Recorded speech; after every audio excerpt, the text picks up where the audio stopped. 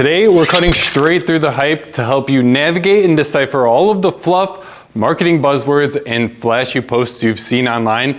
I have separated this video into 6 questions, which we will answer as we go through the video, and ending with the final, most important question of this all: is this printer going to be right for you?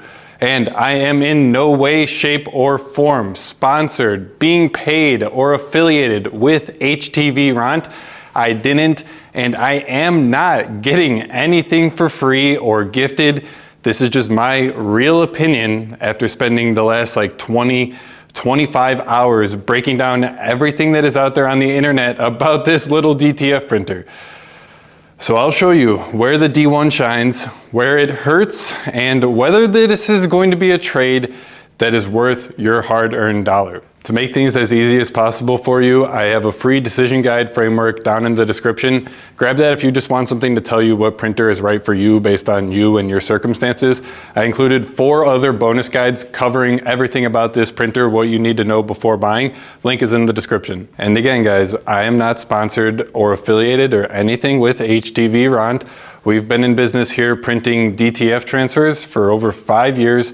We started in 2020 during the pandemic, and I make these videos to show you guys how you can get started making your DTF transfers at home, building a business, and my hope and goal here is to get you guys making so many tees, so many transfers, getting so much business that one day you can't handle it all and you need to call somebody like me. That's the model, and that's why I make these videos, not to sell you guys some fancy machine or get a commission or an affiliate check, or even try and fearmonger you guys out of buying one. I want you guys making tees, making transfers, doing well, so that you guys do so well you need to expand. You guys need to outsource and call somebody like me. Get it? Does that sound fair? Okay. So with that out of the way, let's start by going over the performance and the expected capacity and output of this machine. Now, if you've seen those videos, I know that DTF sounds and even looks like a cheat code. You're saying I can do full color on cotton or poly, light or dark colors, and I get fast turnaround and at a cheap price? The value and the dream is obvious, it's clear. But maybe you've heard some of the horror stories: broken gear, clogged ink heads, cancer or health problems, and ultimately money down the drain. So making sure that you know how many transfers the printer can produce will allow you to know how quickly you can actually get that return on your cash. So with the HTVRont, this has a print size of up to 13 inches wide, or A3 plus for my lads over there on the other side of the pond. So translation for noobs out there: this actually prints real jobs. Full-size fronts on tees, hoodies, tote bags, not just those tiny left chest hits. And as for the speed, HTVRont claims that you can get about 17 12 by 12 inch prints in an hour. So what that actually means is that over the course of a day, maybe running the printer for 6 to 8 hours in a day, depending on the size, and if you're actually running it for those entire periods of time, you could expect 100 to maybe even upwards of 160 if everything is going perfectly on this printer, printing that 12 by 12 inch speed. So 100 to 160 prints for a day's work is pretty acceptable and something to actually consider. That's going to mean that batching is going to be the move. So that means that something like a small shop can knock out dozens of orders in an afternoon. Realistically, I think you're looking at probably that lower end, the 100, and that's going to be of that 12 by 12 inch prints. So as for the unit cost, estimated all in per shirt with the transfer, the ink, the film, and the powder, how much is a transfer going to cost you made on the D1? We're looking at about $3.72, and that again includes the ink, the film, the powder, and the actual blank t-shirt. Everything that I am covering is detailed in depth in a set of free guides linked below. But this $3.72, this is the number that's going to really define your margin and how much money you can actually make. So make sure that you're calculating your own blanks, materials, and supply costs. Now, you might be saying to yourself, but Alex, I've seen on their website that they have this $20,000 bundle that you can get if you order the printer. It comes with the printer, and they're saying I can get $20,000 of potential profit. Why don't I just do that? So I mean, that's one thing. So what looks good on a website and in an ad, and then what actually pays your bills are going to be two totally different things. So what that is based off of is the supplies that they're giving you. So they're giving you $600 worth of supplies, and they're saying that that $600 worth of supplies can turn into $20,000 of potential profit. And that's not going to happen. I don't think that's ever going to happen to anybody. I would even like to see them try and do that, because that is near impossible. That's assuming that everything is going to go well, everything is going to print perfectly, you're not going to have any mess ups, any printer clogs, any client changing their minds, none of that. Everything is just going to go perfectly. But $3.72 is not too far off. That is probably just assuming that you're buying Gildan 5000s, and then your transfer cost is maybe around like 75 cents, including the film, the ink, and the powder. So all in all, everything you need to actually print a t-shirt, a very budget t-shirt, I will say, not including labor. So that's probably the big asterisk that they're not saying, is that that's not including any labor costs. But all in all though, I think for those of you guys who are considering it, counting labor probably would be a little bit unfair, because those of you guys who are doing it, you're just looking to get started, and your labor cost is not something that you're actually taking into consideration at this point in your business. But $372, that doesn't sound that bad, right? I mean, what are people talking about? This is actually great. DTF is the cheat code. I am totally getting me one of those. I'm going to place my order. Whoa, just hear me out through this next section. Let me at least talk about the setup experience and the software reality when you actually get your D1. So the assembly, the physical setup is friendly. Step by step, you're going to be printing pretty fast. From the videos that I saw online, it looks like you get a super nice experience. It's well made. It looks nice, honestly. Getting it unboxed, assembled, and turned on, it's not bad, and it's pretty easy for anyone with a GED in IKEA furniture. But when you do turn it on and you start to download the software packages, this is where those trade-offs really start to come in. And yes, I did say packages, plural, because there is more than one. These videos and compiling all of this research, the guides, sifting through the mountain of sponsored or affiliate reviews to give you guys this sauce, it's not easy. And if you would like to support me, support the channel, I'd really appreciate if you took a look at DesignGen. DesignGen is the tool that I built for people like us to take our ideas and turn them into print-ready design files you can download or even order as a DTF, a peel and stick UV transfer, or even finished apparel. DesignGen allows you to input your idea, and DesignGen will work with you to flesh out and refine your concept to ensure everything is perfect. When you're ready, you can use one of our 5 cutting-edge AI design generators to actually take your concept and turn it into a print-ready artwork file that you can download or send for printing. All in less than 20 seconds, and these aren't the same images that you can get from ChatGPT. These are images that come ready for print with a transparent PNG background every time and size to your need. There's really never been an easier and a faster way to take your idea and turn it into a reality before DesignGen. And I didn't just stop there. With Mockup Studio and DesignGen, you can actually create custom, one-of-a-kind, unique models for your mockups. Model tailored to your brand, and scenes and backgrounds tailored to the season of your design or even your brand colors. Once you've created your custom one-of-a-kind mockup in Mockup Studio, you can then use the automatic apply feature to, in literally one click, select your design and have it automatically, realistically applied and rendered to your custom mockup.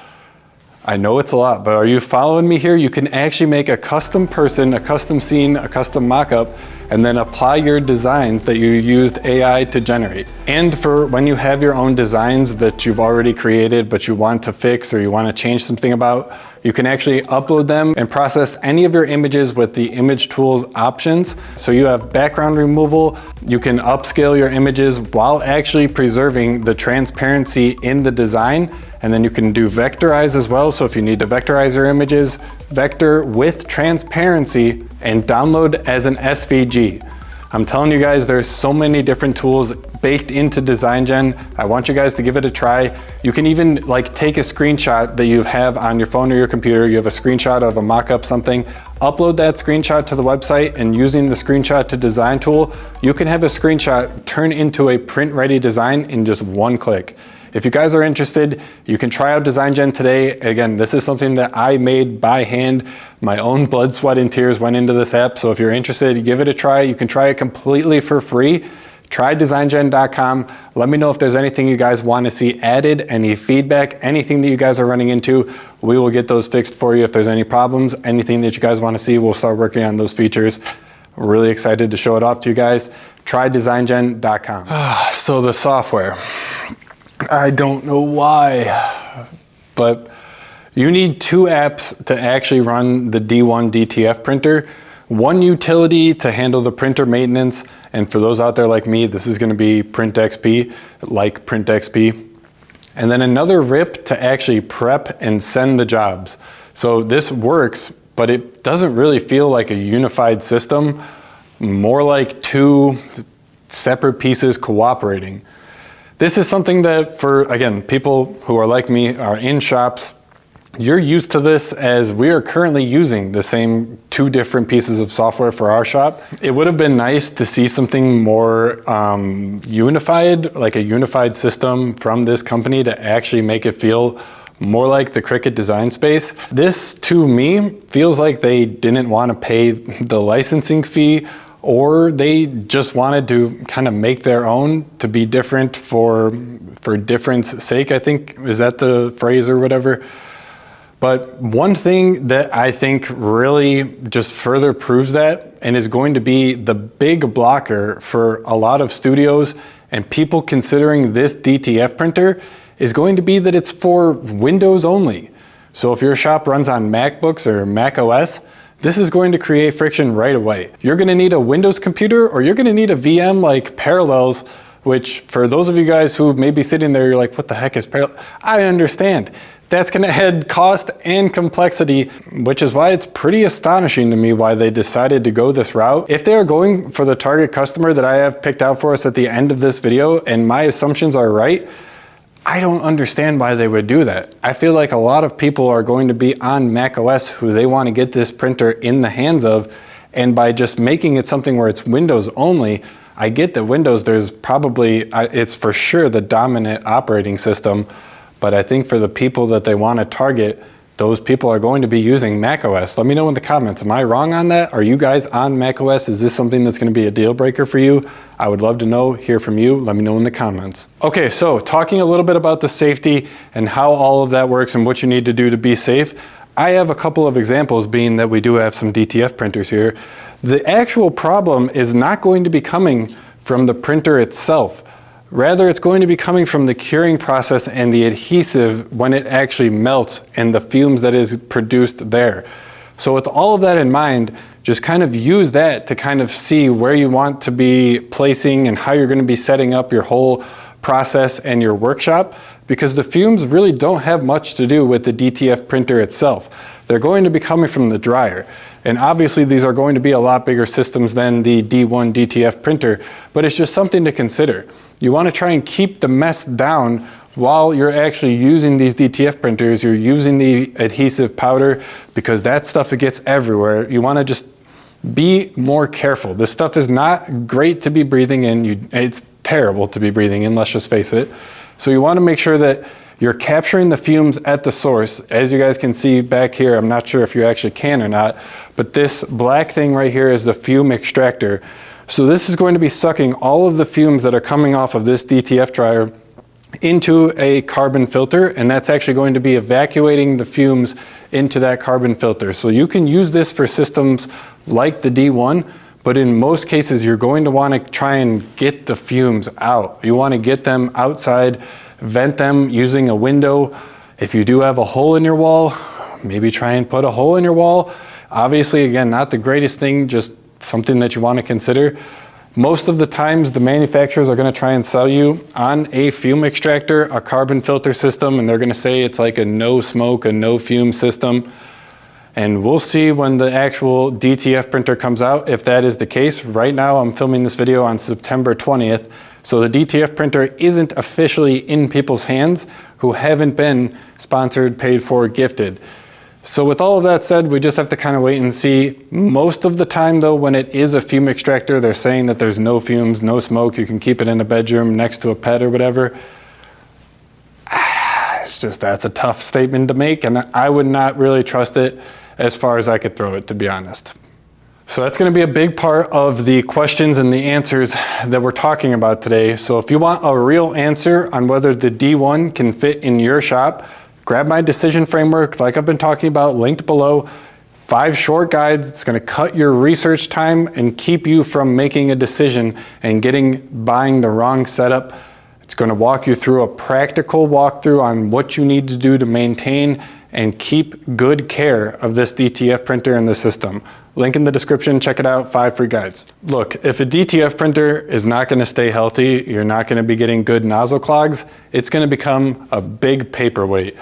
So let's talk about that print head. It's gonna be the big elephant in the room, because that is where this is going to either live or die. So here's the deal. The D1 runs on an Epson 600 class print head, and for those of you guys out there, you know the Epson XP600 was not built for long-term, high-volume DTF with thick white ink. Can you make it work? Yeah, you can make it work, but you have to baby it. I'm talking daily routines, humidity in the perfect range, no idling time. No idling time. That printer has to be running every day. If you miss a routine and it clogs up, you're done for. The service life is going to drop, the colors are going to drift, and the headaches are going to follow. The smart maintenance that they have all on their ads and on their website, it sounds great. Auto stir, auto circulate, auto clean, auto helpful, for sure. But it does not change the fundamentals. You are still pushing heavy white ink through small consumer micro print head nozzles. This is not maintenance free by any means. No matter what smart auto things that they put in front of it, you're gonna need to be hands-on every single day with this DTF printer. And you may be saying to yourself, now what about that warranty? With this DTF printer, you get a year on the body and the parts of the DTF printer. But the print head, that XP600 print head, is 6 months with 1 replacement. After that, that's your bill. And to keep that coverage, plan on running the HTVRont film, ink, and powder, which locks you into their cost structure. Why do a lot of shops aim for an i3200 print head? Why do I say it in all of my videos? Don't get a DTF printer that doesn't have an i3200 DTF print head in it, is because of the long run. These DTF printers, this DTF printer that I have right here, I have had in my shop for 3 years, and those are the original i3200 print heads. It is a workhorse head in the higher tier DTF spaces. Wider DTF printers with better stability for the white, and when you actually care for it, you get way more headroom. They definitely do cost more up front, which is why you do see these lower priced desktop DTF printers, the ones that we are seeing in this printer here. For something like the i3200, bulk buyers like oddly, the actual DTF manufacturers, they might be paying Epson like $600. So most people, like if I were to go and buy one, I'm not buying as many as they are, I would probably be paying about $800 to $1,000 for that print head. So guys, just do the math on that alone. 2 print heads in there, $1,000 each, that's $2,000 in print heads. And you're buying the D1 for $3,200. So the math ain't mathin', is what the kids would say, right? If you're sitting there and you're thinking, I don't need something like that, I just need something that I can use every once in a while, that is not going to be something where you should pick up this DTF printer. Because the thing that I said before is idle times are what this DTF printer hates. If you leave this printer idle for more than like 3, 4, 5 days, you're going to be in a world of trouble, a world of pain. I don't think I need to tell you guys to look any further than just do a quick search on some of the DTF transfer Facebook groups. It is littered with people with XP600 print heads just being like, guys, I can't get a good nozzle check. What do I do? These nozzles haven't been cleaned in weeks. What do I do? I've tried everything. Just, again, here's the plain truth. If you print daily, keep the humidity right, and you stick to a very tight, rigorous cleaning checklist, an XP600 machine can actually produce and pay for itself. But it's just, you're going to have to be on that regimen. You're going to have to be using it every day. You're going to have to be taking care of it perfectly, doing all of the steps, and making sure that you're keeping it in a condition that can keep churning out those prints. But it's just going to be one of those things where it's a cost thing. It's going to come due one day. That's what I'll say and leave you with on that point.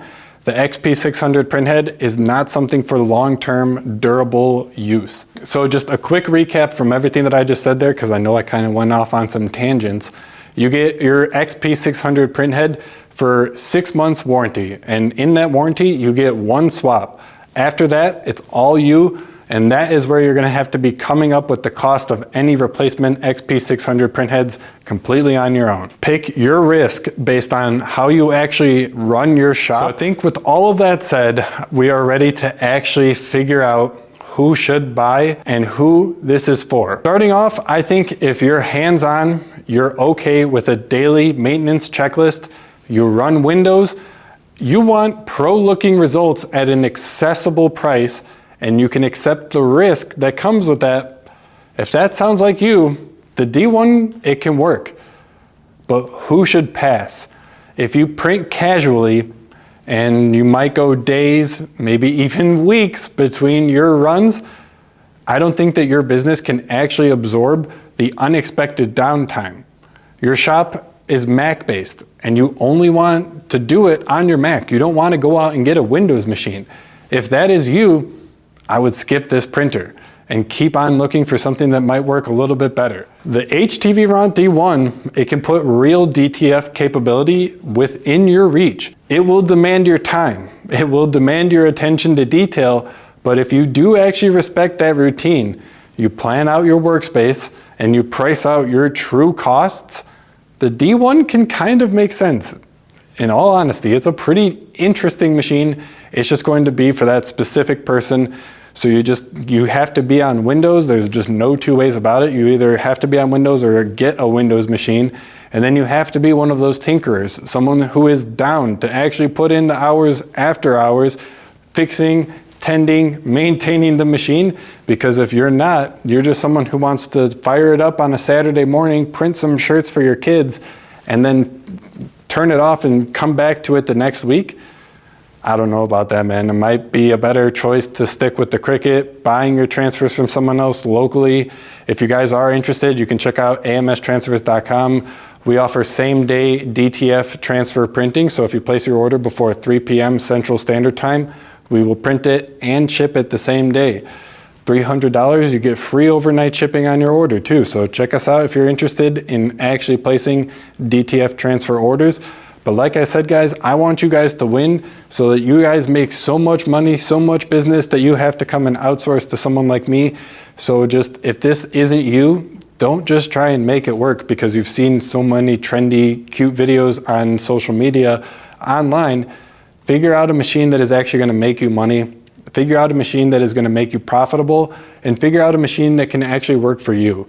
If you are interested, I have the decision guide completely linked below, the whole framework with 4 free bonus guides. You guys can download it completely for free. Link in the description. Thanks so much for watching, guys. I really do appreciate each and every one of you who stuck around this far.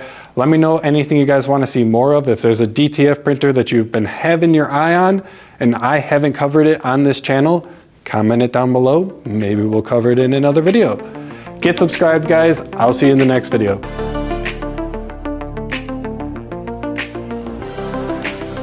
In a world full of visions, dreams on the run, we needed a spark, now look what we've done. Just type it, describe it, watch it unfold. DesignGen's the magic, turning ideas to gold. One click, one thought, the